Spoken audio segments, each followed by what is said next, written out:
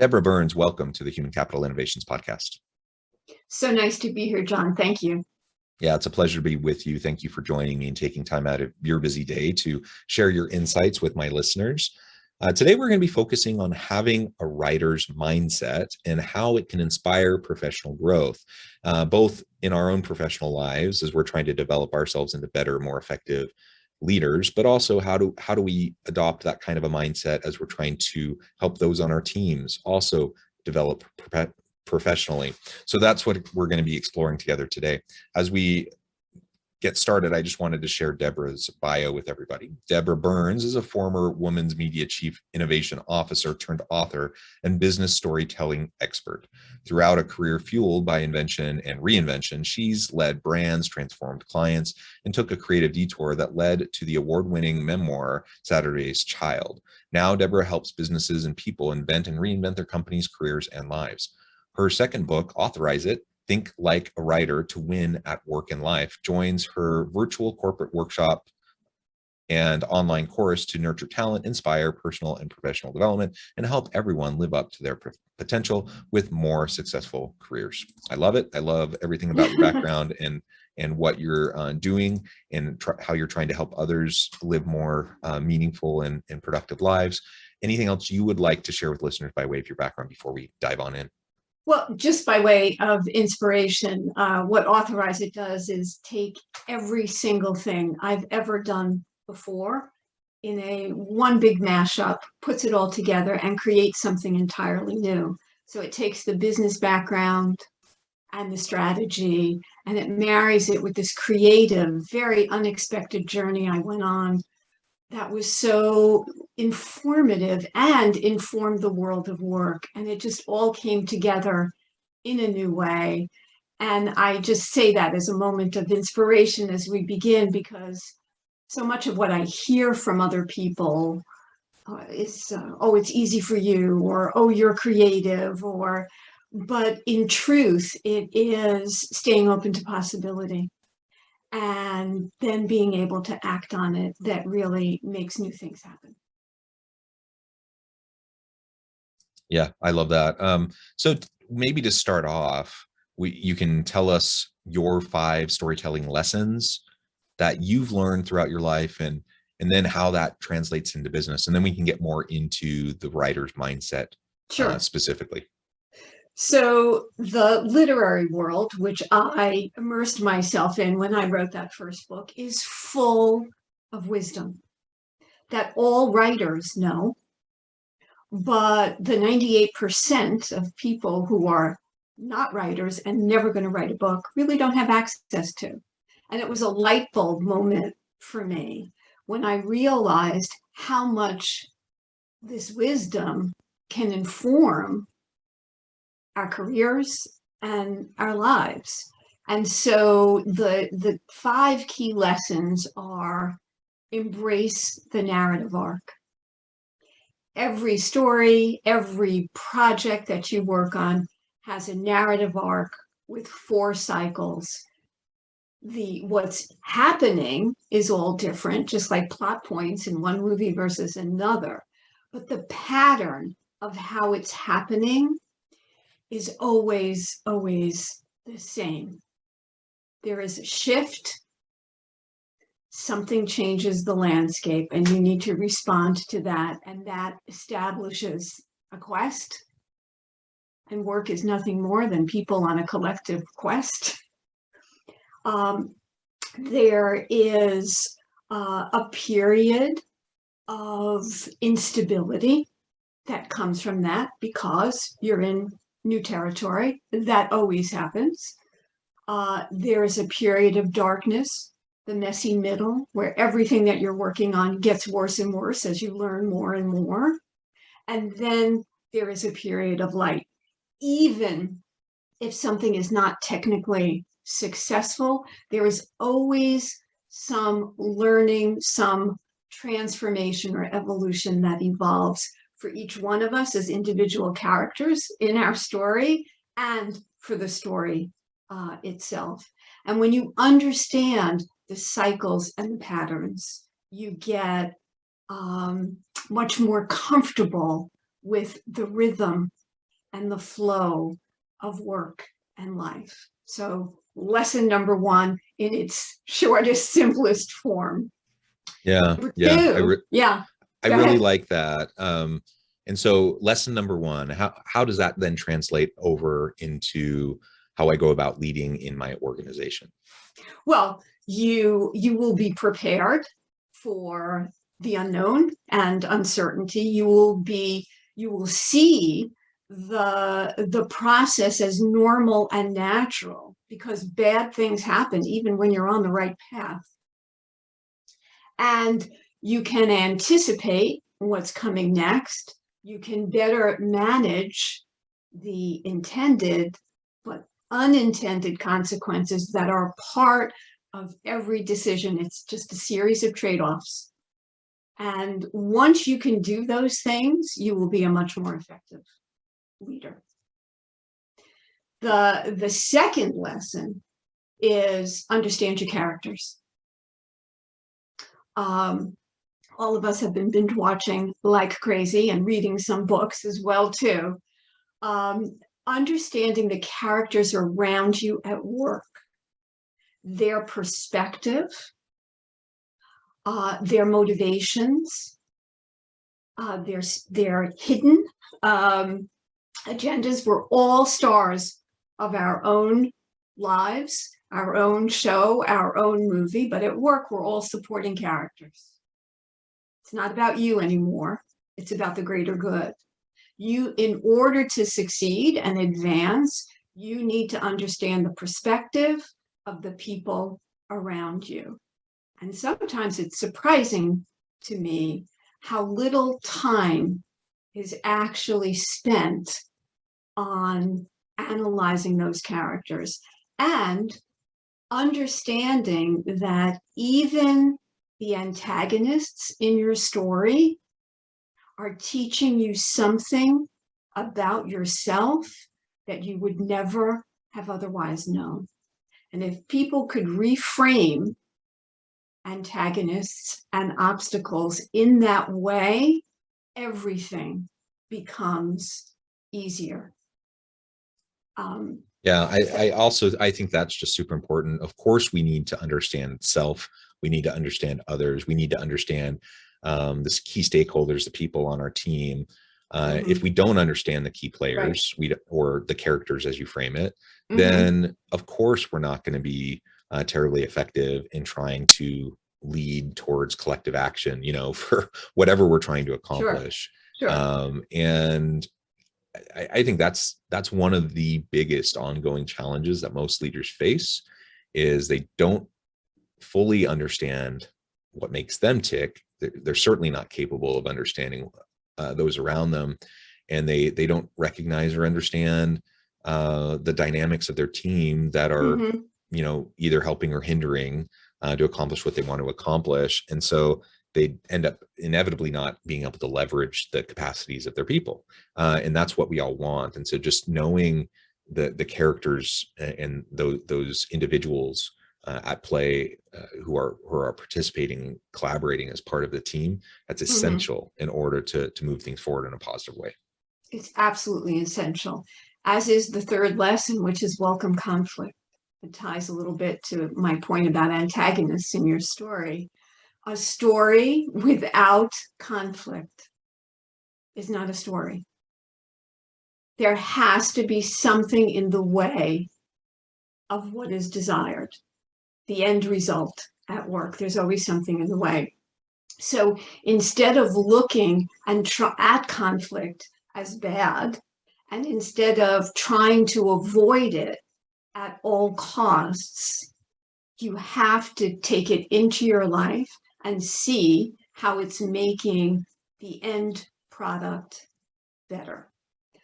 Part of this is also understanding perceptions, imperceptions, and misperceptions, because the whole story is never visible. It is always beyond your grasp. And developing those soft skills, that help you to read into situations and between the lines and deal with conflict in a way that is healthy and mitigates it, but doesn't eliminate it, makes you the best kind of leader and the best kind of teammate and coworker. So that's lesson number 3, which comes directly from the world of storytelling. There must be conflict. Perfect. Yeah. And, you know, we live in a world, like you said, people like this sense of faux certainty. They like faux, for sure. Yeah. And they like this sense of, you know, everyone's getting along. And so there are lots of people who just are completely avoid any sort of conflict. They're going to put a smile on their face. But does that mean conflict isn't really there? Of course not. Like it's passive aggressive, it's bubbling under the surface. Like conflict is inevitable. It's always there. The question is it there out in the open where you can do something with it? Or is it kind of behind the scenes, hidden, where people are silently kind of undermining each other? And so just recognizing, you know, that there's a lot of really positive functional conflict that needs to occur in order for you to get to good ideas, to get to good conclusions. And we just need to lean into it and not to get to the whole story. Because what happens when we avoid conflict, we're avoiding aspects of the project or the end result that would be better if we looked at all sides instead of just going along with one kind of line of thinking, let's say. And so I find from my work that it's becoming more and more, this one aspect is becoming more and more important with the state of things inside of corporations today. The 4th lesson is seek the unconventional. You know, you never want to read the same story over and over and over again. And today in the world of work, things are disrupting, accelerating so quickly that our tried and true methods cannot be applied to problems that once were complicated and now are complex. And we need new solutions because the historically significant is just no longer enough. And in order to get there, you always have to seek what is adjacent, in between things, turning things upside down and shifting perspective, looking in places where you never looked before, because you need new answers for these new challenges. So seeking the unconventional, being informed by history, but seeking what's required now is critically important to advancing one's career and getting you positioned as a big picture thinker, but also for leaders inside of companies that want to get that company to the next level. So unconventional thinking. And then the 4th is something critical to every story, which is step into the unknown. You always, that's where the new awaits. And there are all kinds of writerly techniques to do that kind of thing. But if you think about your favorite binge during the pandemic, that protagonist has to leave something of themselves behind and venture into new territory. If they don't, there's no story. They stay the same. And so we're all on this character arc where we're evolving with our experiences and everything that we do and emerge better on the other side, deeper and richer in every possible way. And so the only way we do that is by diving into unknown things. And it doesn't have to be life-changing or life-threatening in any way. It can begin with a small step of introducing something new into your life every day, changing the way you would normally react to see what would happen. One of the most important things that any of us can learn. It is our response to the action in our stories is the biggest determinant of our success. And so if we keep that in mind while we seek the unknown, we'll all be better off. Yeah, thank you. Thank you for walking us through those 5 aspects.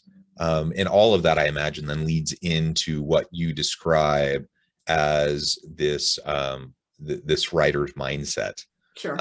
Tell us now a little bit more about why that writer's mindset overall you think is really important in terms of inspiring professional growth.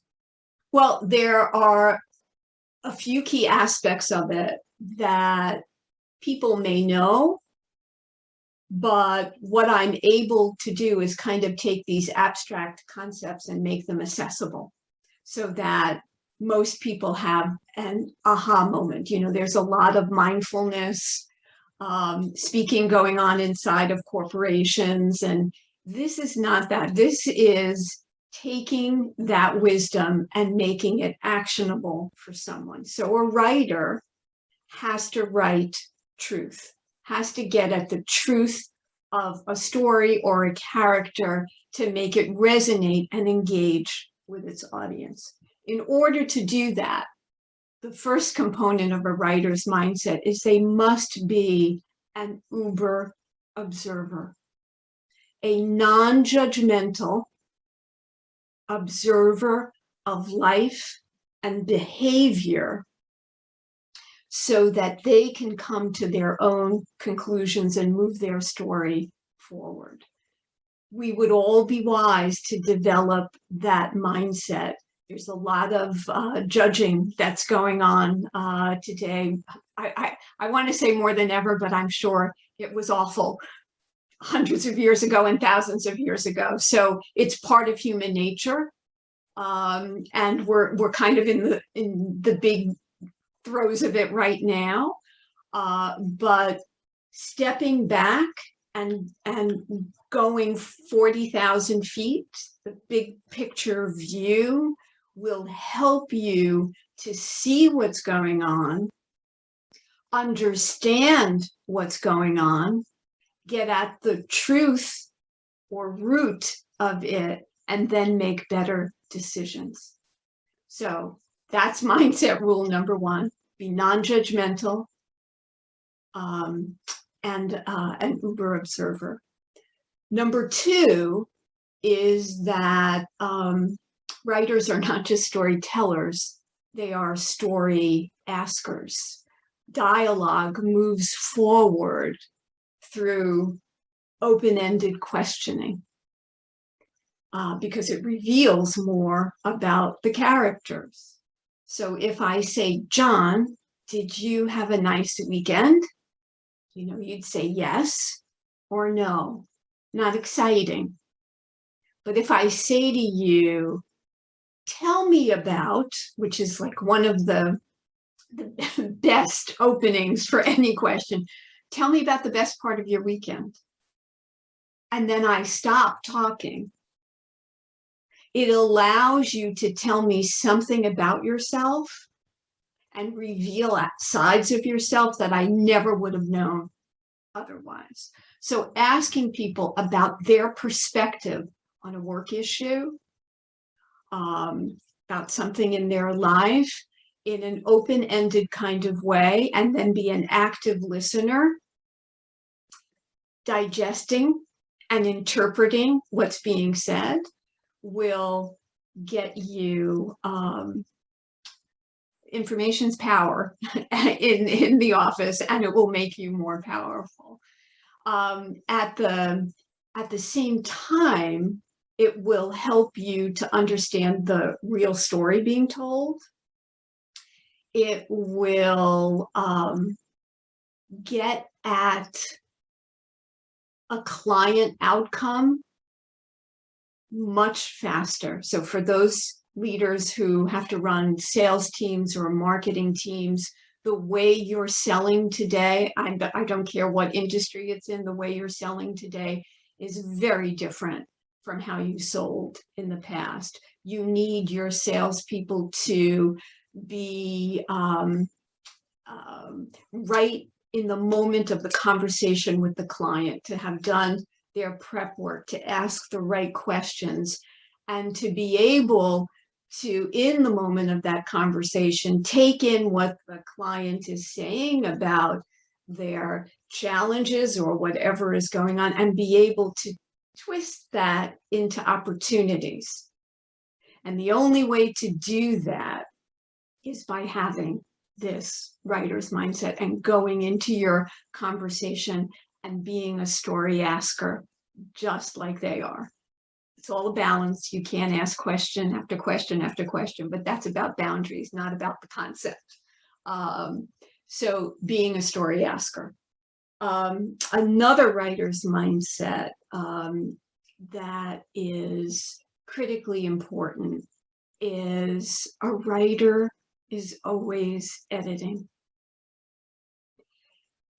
We must see our work as incomplete, in a flow, in a process of being refined constantly, just like the writer tweaks that scene, that paragraph, that line for an hour.